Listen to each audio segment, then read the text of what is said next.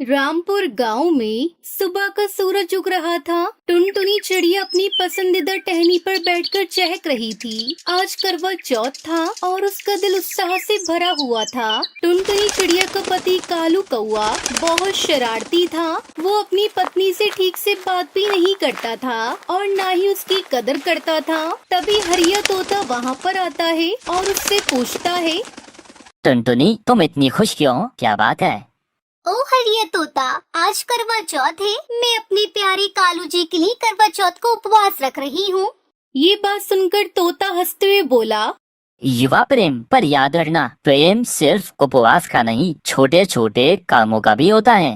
टुनटुनी ने हरिया तोता की बात सुनकर उससे कहा, मैं जानती हूँ, पर मैं उसे दिखाना चाहती हूँ कि मैं उसकी कितनी परवाह करती हूँ।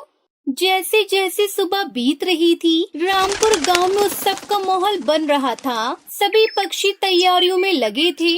सुंदरी कौवी फूल इकट्ठा कर रही थी। तभी उसने टुनटुनी से पूछा, अरे ओ टुनटुनी, क्या तुम मेरी मदद करोगी?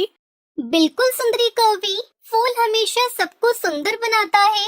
इसी बीच कालू शरारती कौवा वहाँ आया और टुनटुनी को चिढ़ाते हुए बोला, टुनटुनी, तुम अपने उपवास के बारे में सोच रही हो? हाँ कालू, मैं तुम्हारे लिए उपवास रख रही हूँ। मैं तुम्हें दिखाना चाहती हूँ कि मैं तुम्हारी कितनी परवाह करती हूँ। ये बात कहते हुए टुनटुनी की आंखें चमक रही थी। जैसे ही सूरज ढलने लगा, सारी मादा पक्षी गांव के बीच में इकट्ठा होने लगी। वहाँ रंग बिरंगी लाइटें लगी थी और मिठाइयों की खुशबू चारों ओर फैल रही थी। टुनटुनी यहाँ आओ। मीठी तोती ने चिल्लाते हुए टुनटुनी से कहा। टुनटुनी ने जल्दी से मीठी के पास उड़ान भरी। सभी मादा पक्षी वहाँ थी और बातें कर रही थी। यहाँ का खाना देखो, मैं तो हर एक चीज को स्वाद लेना चाहती हूँ। हाँ सुंदरी कवि, पर याद रखो, हमें चांद निकलने तक व्रत रखना है। उसके बाद ही हम कुछ खा पाएंगे। अरे थोड़ा सा खाने में क्या हर्ज है टुनटुनी? ऐसे ही बातें करते हुए समय बीत गया। शाम हो गई। जैसे ही चांद आसमान में उगने लगा, सभी मादा पक्षी एकत्रित हो गई। टुनटुनी ने अपने दिल की धड़कन को महसूस किया। देखो, चांद निकल रहा है। अब हम अपना व्रत तोड़ सकते हैं। टुनटुनी ने कालू को देखा और उसके चेहरे पर मुस्कान थी। कालू, मैंने तुम्हारे लिए उपवास रखा है। मैं तुम्हें दिखाना चाहती थी कि मैं तुम्हारी कितनी परवाह करती हूँ और तुमसे कितना प्यार करती हूँ। मैंने तुम्हारी लंबी उम्र के लिए करवा चौथ का व्रत रखा है।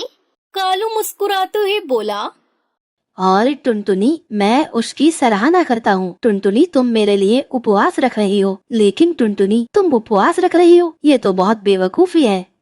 कालू, क्या तुम नहीं समझते? ये प्रेम का प्रतीक है। प्रेम? तुम्हें उपवास रखकर क्या मिलेगा? कालू ने हंसते हुए कहा। ये सुनकर टुनटुनी ने गुस्से में कहा, तुम्हें ये बात समझ में नहीं आएगी कालू। प्यार का मतलब सिर्फ खाना नहीं है। जैसे ही चांद पूरी तरह से उग आया, सभी मादा पक्षी एकत्रित होकर उसकी पूजा करने लगी। टुनटुनी ने चांद की ओर देखा और प्रार्थना की, चांद मामा, कृपया हमारे प्रेम को हमेशा मजबूत बनाना। ये बात उसने मन में कही।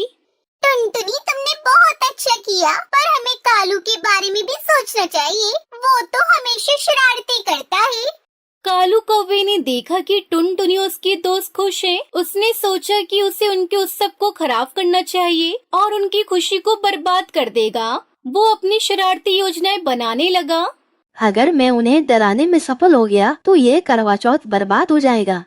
रात का समय था। सभी मादा पक्षी मस्ती कर रही थी। तभी कालू ने एक योजना बनाई। वो अचानक चिल्लाया, देखो, उस पेड़ पर एक बड़ा बिल्ला। सभी पक्षी घबरा गए और उड़ने लगे। तभी टुनटुनी ने कहा, ये तो कालू की चाल है। हमें डरने की कोई जरूरत नहीं है। लेकिन टुनटुनी, अगर वो सच में आया तो फिर हम क्या करेंगे? अरे हरी तोते, हम एकजुट होकर उसका सामना कर सकते हैं। इस तरह डरने से कुछ नहीं होगा। सभी पक्षियों ने एकजुट होकर कालू के खिलाफ खड़ा होने का निर्णय लिया।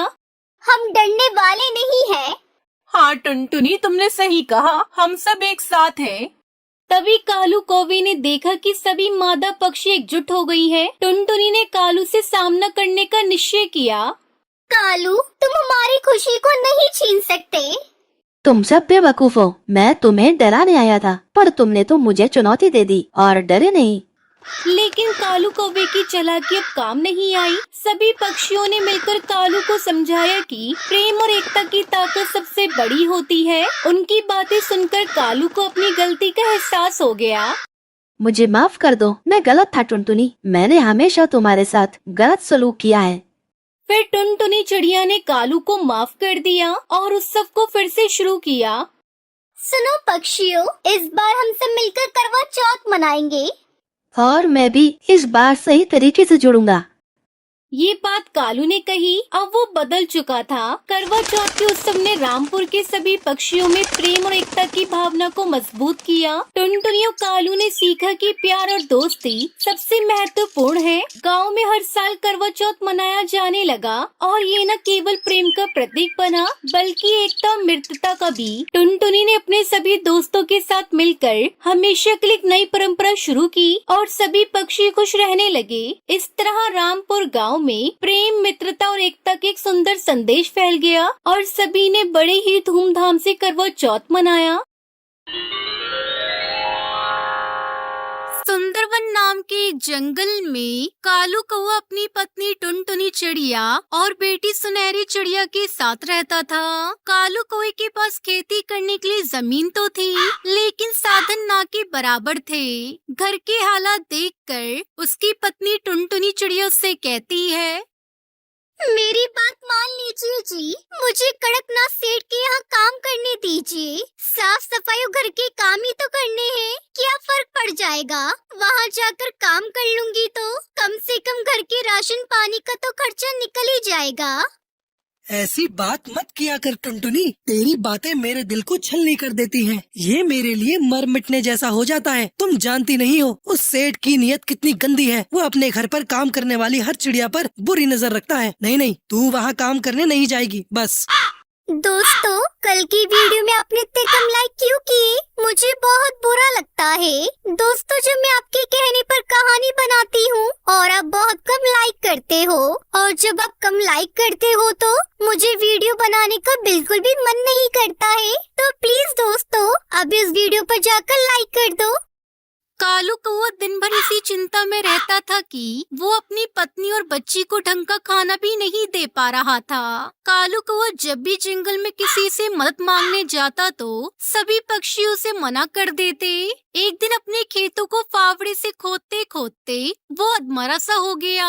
उधर जंगल का सेठ गीदड़ की तरह नजरें गड़ाए बैठा था कि कब कालू कौवा मदद के लिए उसके पास आए और वो उसकी जमीन हथिया ले। वो जब भी कालू कौवे से मिलता था तो उसे एक ही बात कहता था, ओ कालू, तुझे कितनी बार कहा है अपनी जमीन मुझे दे दे, मैं तुझे उसके अच्छे दाम दे दूंगा। नहीं साहब, पैसे तो एक दिन खत्म हो जाएंगे, लेकिन जमीन ये मेरे पिताजी की निशानी है। भला इन्हें मैं कैसे बेच सकता हूँ? ये कहकर कालू कौवा चला जाता है। ऐसे ही कुछ दिन बीत जाते हैं। एक रोज टुनटुनी चिड़िया उससे कहती है, सुनिए जी, घर में आटा नहीं बचा है और कुछ भी खाने को नहीं है। अब हम क्या खाएंगे जी? टुनटुनी, तू सुनहरी के लिए कुछ देख ले, हम तो भूखे भी सो जाएंगे। लेकिन आपने भी तो सुबह से कुछ नहीं खाया जी, आपको भी तो भूख लगी होगी ना? भूख तो लगी है टुनटुनी, लेकिन मेरे पास पैसे नहीं है कि मैं बाजार जाकर आटा खरीद सकूं और खेत पूरी तरह बंजर है। इसमें घास का एक अंश भी नहीं उगता है। अपने पति की लाचारी देख टुनटुनी चिड़िया को उस पर दया आती है। फिर उसका ध्यान अपने पति की बात पर जाता है और वो आंगन में लगी घास को देखती है। फिर उसे तोड़कर लाती है और फिर उसकी गोल सी रोटी बनाकर तैयार कर लेती है। ये ले सुनहरी मेरी बच्ची, अपनी माँ को माफ करना। घास की रोटी बनाने के अलावा मेरे पास और कोई चारा नहीं था। तो क्या हुआ माँ? मास्टर जी कहते हैं अगर मुश्किल वक्त में कुछ भी खाने को मिले तो भगवान का प्रसाद समझकर खा लेना चाहिए। बिल्कुल सच कहा मेरी बच्ची। फिर जैसे ही सुनहरी चिड़िया कालू कौवा उसे अपने मुंह में डालते हैं तो उसे खाकर कहते हैं, वाह माँ, ये तो बड़ी ही स्वादिष्ट है। मैं तो पेट भर कर खाऊंगी। आज तो मजा ही आ गया। हाँ टुनटुनी, ये तो लाजवाब है। ये रोटी तो गेहूं के आटे से भी अच्छी लग रही है। फिर टुनटुनी की आंखों से आंसू बहने लगते हैं। मैं जानती हूँ कि ये इतनी अच्छी नहीं है। आप दोनों बस मेरा मन रखने के लिए कह रहे हैं, लेकिन मेरे पास आप दोनों को खिलाने के लिए कुछ भी नहीं था। मुझे माफ कर दो। टुनटुनी, तूने मेरे बुरे वक्त में बहुत साथ दिया। अब तू रो मत, मैं कल ही काम की तलाश में शहर के जंगल जाता हूँ। फिर उन तीनों की आंखों से आंसू बहने लगते हैं। तभी दरवाजे पर एक बंटी नाम का कबूतर आता है। अरे सुनिए, क्या ये कालू जी का घर है? उनके लिए कुछ खास तोहफा है। जी हाँ, ये उन्हीं का घर है। बताइए क्या काम है? तभी कालू कौआ आता है। क्या बात है भाई साहब? दरअसल मैं लॉटरी विभाग से आया हूँ। कुछ महीने पहले जो आपने लॉटरी खरीदी थी उसका आज रिजल्ट आया है और आपने इस लॉटरी को जीत लिया है, जिसका इनाम पूरे 25 लाख रुपए है। 25 लाख रुपए? हाँ जी, और साथ में ये आज का खाना हमारी कंपनी की तरफ से आपके लिए। ये सुनकर कालू कौआ, टुनटुनी, सुनहरी चिड़िया सब बहुत ही खुश होते हैं।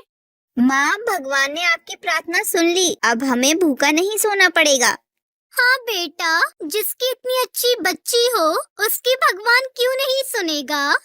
अब उनके दिन बदल जाते हैं। फिर कालू खेती करने का सारा सामान खरीद लेता है और अपने खेत में डालता है और फिर उसके खेत में फसल उगाती है। साथ ही वो अपने लिए पक्का घर भी बनवा लेता है। देखते ही देखते अब वो उस जंगल का सबसे अमीर पक्षी बन जाता है और खुशी खुशी अपने परिवार के साथ रहने लगता है।